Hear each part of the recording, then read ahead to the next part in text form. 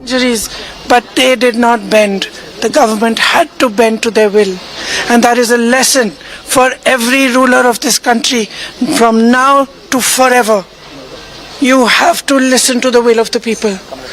In this country, this is a democracy. The will of the people is paramount. There is nothing above it.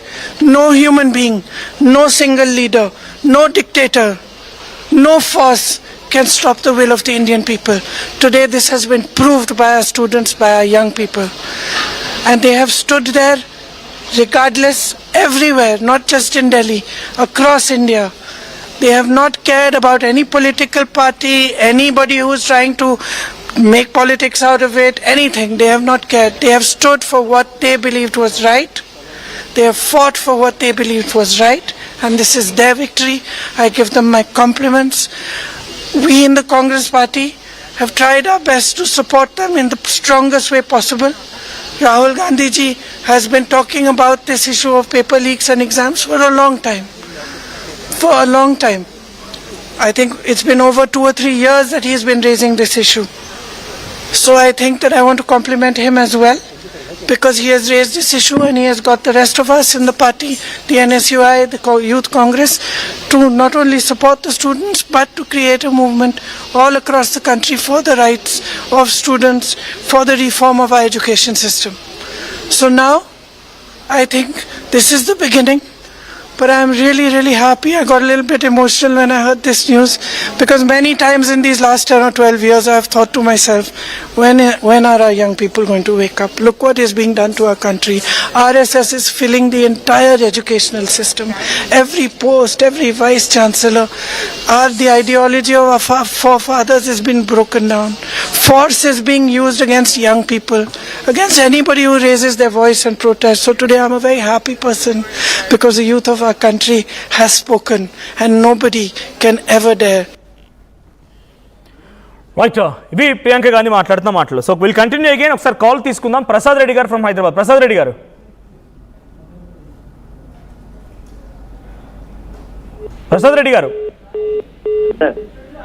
మాట్లాడండి. అభిజిత్ గారికి నా first congratulations sir. RTV గారికి నా congratulations.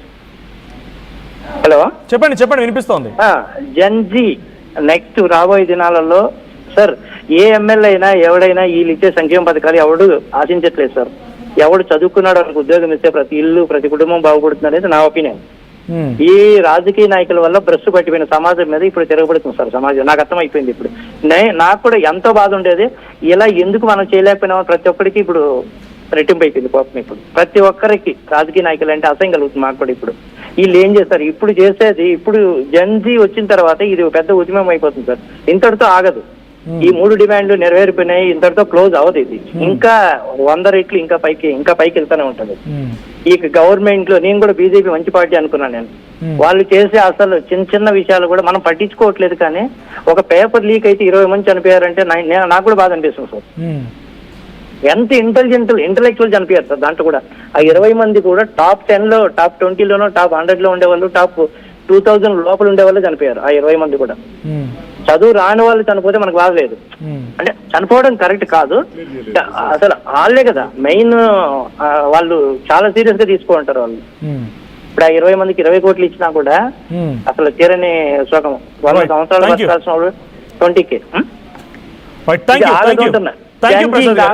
So ఇందాక మీరు అన్నారు కదా, ఒకసారి రామచంద్రరావు గారు తెలంగాణ స్టేట్ బీజేపీ చీఫ్ ఈ ప్రొటెస్ట్ విషయంలో ఏం మాట్లాడారు ఒకసారి వినిపించండి. పీసీఆర్ కూడా ఏంటంటే వీళ్ళని ఆడిస్తున్నటువంటి విదేశీ శక్తులు కొంతమంది ఉన్నారు. దానికి 2-3 ఎగ్జాంపుల్ మీకు చెప్తాను. ఒక ఎగ్జాంపుల్ ఏంటంటే, నిన్న ఒక వ్యక్తిని పెట్టుకుని వాళ్ళు అడిగారు ఎక్కడ పోతున్నావు, పోలీసులు అడిగితే భోజనాలు చేయడానికి పోతున్నాం, మాకు కటార్ నుంచి ఆర్డర్ వచ్చింది. ఎవరికి ఇచ్చారు అంటే ఆడ పిల్లలు చాలామంది ఉన్నారు, వాళ్ళకు బ్రేక్ఫాస్ట్ లంచ్ ఇవన్నీ బాక్సెస్ ఉన్నాయి, అవన్నీ నుంచి అని చెప్పి కటార్ నుంచి వచ్చింది వాళ్ళకు. ఇది first. Second, Khalistan forces, Khalistan వాళ్ళు ఇండియాని స్ప్లిట్ చేస్తే ఇదే కాక్రోచ్ జనతా పార్టీకు పనూమ్ కౌర్ వీళ్ళందరూ కూడా 10 కోట్ల రూపాయలు ఇస్తాం మీకు, భారతదేశాన్ని విచ్చలవిడిగా మీరు విచ్ఛిన్నం చేయండి అని చెప్పేసి కూడా, అది కూడా ఆన్ రికార్డ్ ఉన్నటువంటి విషయాన్ని ఈరోజు మీ ముందు పెడతా ఉన్నాను.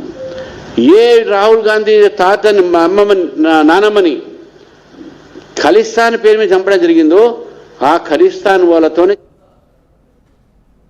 రైట్ రైట్ కిషోర్ రెడ్డి గారు, అరే ఈ విషయము జస్ట్ పన్నూన్ అని చెప్పి అతను అన్నాడు అని చెప్పి ఒక్క మాట అని ఉండుంటే అసలు మీరు వీడియో ప్లే చేయాల్సిన అవసరమే లేకపోయేది. ఏమైంది? On late July 2026 video surfaced. Gurupatwan Singh Pannoon claimed he held the Constitution Justice protest and announced 1 million, approximately 10 crore in financial aid from his group, 6 for Justice, to support the ongoing agitations in New Delhi. ఇది news video కూడా ఉంది అతండి. పన్నూన్ తెలుసు కదా, అంతకుముందు ఒకసారి మన దేశ మేము అక్కడి నుంచి సపోర్ట్ చేస్తున్నాము, 10 కోట్లు పంపిస్తాను. ఏది అతను ఖలిస్తానీ అంటే వాళ్ళు అన్నందుకే వీళ్ళు చేస్తున్నారా? ఆ మాట ఏమన్నారు? వారు రామచంద్రరావు గారు అన్న మాటని నన్ను ప్రశ్నిస్తా అన్నారు కదా, అది ప్లే చేశారు కదా. వారు అన్నదాన్ని నేనేమన్నా విరుద్ధంగా మాట్లాడానా? మాట్లాడలేదు. వారు అన్నది ఏమన్నారు అనేది నేను చెప్తున్నాను. అండ్ అది కరెక్టే అని తేలింది కదండి, అది కరెక్టే అని తేలింది కదా.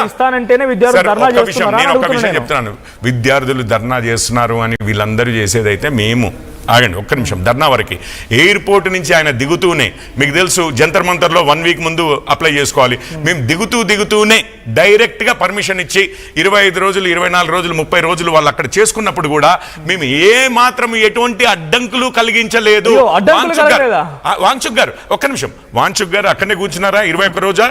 అక్కడనే కదా ఆమెను నిరాహార దీక్ష చేస్తున్నది. ఏమైనా అడ్డంకులు ఎక్కడైనా ఉన్నాయా? ఆ రోజు కాదు, ఏదైతే పార్లమెంట్ మీదకి ఎప్పుడు వచ్చిందండి? ఇదేమి మోడీ గారి ప్రభుత్వం పెట్టింది కాదు, అది సెన్సిటివ్ జోను. మన మీద పార్లమెంట్ మీద అటాక్స్ అయ్యాయి, చనిపోయారు కొంతమంది. అప్పటి నుంచి పార్లమెంట్ చుట్టూ కూడా మన సెక్షన్ 144 అంటే 163 ఉంటుంది పార్లమెంట్ నడుస్తున్నప్పుడల్లా. అది ఇప్పుడు మీరు చెప్పండి, లీగల్ అవుతుందా ఇల్లీగల్ అవుతుందా? అది శాంతిపూర్వకంగా జరగనట్లా? ఆ శాంతిపూర్వకంగా జరిగేంత వరకు మేము ఎటువంటి అడ్డంకాలు కాదు కదా, వాళ్ళ హక్కు అని చెప్పాం. అయితే ఒక్క నిమిషం సరే, అరవింద్ కేజ్రీవాల్ నాకు జస్ట్ ఒక 10 సెకండ్స్ ఇవ్వండి చాలు, నేను ఫినిష్ చేస్తాను. बहुत बधाई हमारे देश के युवाओं को, जेनजी को बहुत बधाई. बहुत खुशी की बात है, आप लोगों का संघर्ष रंग लाया. धर्मेंद्र प्रधान को अल्टीमेटली इस्तीफा देना पड़ा. ये पूरी डेमोक्रेसी की बहुत बड़ी जीत है. हमारे देश में लोगों का जनतंत्र से भरोसा ही उठ गया था. लोगों को लगने लगा था कि सरकारें सुनती नहीं है. जनता सरकारों के सामने चिल्लाती रहती थी, गिड़गिड़ाती रहती थी. हर चीज के लिए हम सरकार को हाथ जोड़ते रहते थे, पैर पकड़ते. सरकारें कभी सुनती नहीं थी. इतना बड़ा संघर्ष हुआ और अल्टीमेटली सरकार के अहंकार को झुकना पड़ा, जनता के सामने झुकना पड़ा. ये बहुत बड़ी जीत है, पूरे जनतंत्र की जीत है, डेमोक्रेसी की जीत है. और सरकार को भी अब समझ लेना चाहिए कि आपको जनता की सुननी पड़ेगी. ये डेमोक्रेसी है, democracy is by the people, of the people, for the people. मैं उम्मीद करता हूं कि सरकार नीट के सिस्टम को ठीक करेगी ताकि अगली साल अब से पेपर लीक होना बंद हो जाए इस देश के अंदर. अब हमारे बच्चों को आत्महत्या ना करनी पड़े. जय हिंद. జంతర్ మంతర్ నుంచి దేశ ప్రజలకు ఒక నినాదం ఇచ్చారు, ఒక ధైర్యాన్ని కల్పించారు. జెన్జీ కిడ్స్ అంటూ ఆయన మాట్లాడుతున్నారు. సో మనోహర్ గారు, నెక్స్ట్ టార్గెట్ తెలంగాణని బీజేపీ అంటోంది. మీ హయాంలో ముఖ్యమంత్రి రేవంత్ రెడ్డి గారి హయాంలో విద్యాశాఖ మంత్రి గారు ఉన్నప్పుడు ఎస్ఎస్సీ పేపర్ లీక్ అయింది. నెక్స్ట్ టార్గెట్ నిజంగా వాళ్ళు జెన్యూన్ ప్రొటెస్టర్స్ అయితే ఇక్కడికి రావాలనేది బీజేపీ కిషోర్ రెడ్డి గారు చెప్తున్న మాట. ఇన్వైట్ చేస్తున్నాను. దేశవ్యాప్తంగా 22 లక్షల మంది విద్యార్థులు పరీక్ష రాస్తే ఆ పరీక్ష లీక్ అయింది. అందులో 14 మంది చనిపోయారు. ఇక్కడ ఎవరు చనిపోయారు, ఎక్కడ లీకులైనవి అంటే మీకు మాకు తెలియకుండా బీజేపీలో ఒక్కరికి లీకులైనయా? ఓన్లీ లీకులైన అంటాం. వాళ్ళు ఎందుకు పోరాటం చేయాలి? రాజీనామా కోసం పెద్ద ఎత్తున హైదరాబాద్ ఇంతసేపు టైం ఇస్తే మీరు చెక్ చేసుకుంటారు అనుకున్నాను. కిషోర్ రెడ్డి గారు మీరు ఎందుకు మాట్లాడతారు మధ్యలో? మీరు ఎందుకు చెక్ చేసుకోలేదు అంటున్నాను. మీరు ఎందుకు చెక్ చేసుకోలేదు, లీక్ అయిందా లేదా అనేది మీరు ఎందుకు చెక్ చేయలేదు అంటున్నాను. ఇద్దరికి సారీ ఫర్ ఇంటరప్షన్. చాలా రియాక్షన్స్ వస్తున్నాయి. అఖిలేష్ యాదవ్ కూడా మాట్లాడుతున్నారు. ఒకసారి ఇష్యూ పైన అఖిలేష్ యాదవ్ ఏం మాట్లాడుతున్నారు చూద్దాం. समय जरूरत है उनको पूरा किया. एक ऐसे इंसान को हम लोगों ने खोया